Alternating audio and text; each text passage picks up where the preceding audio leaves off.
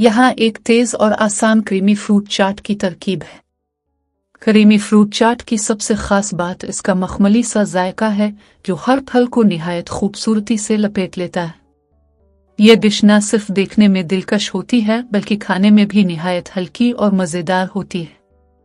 अज्जा: सेब 1 कप छोटे टुकड़ों में कटा हुआ, केला 1 अदद स्लाइस किया हुआ, अंगूर 1 कप, 1 कप अनानास के टुकड़े, आधा कप अनार के दाने, फ्रेश क्रीम आधा कप, शहद 1 खाने के चम्मच।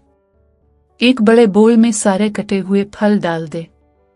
एक अलहदा प्याली में दही, फ्रेश क्रीम, शहद डालकर अच्छी तरह फेंट ले ताकि एक हमवार क्रीमी मिक्सचर तैयार हो जाए। अब ये क्रीमी मिक्सचर तमाम फलों पर डाल दे।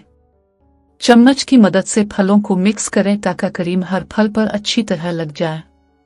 10-15 मिनट के लिए फ्रिज में रख दे ताकि जायका मजीद बढ़ जाए।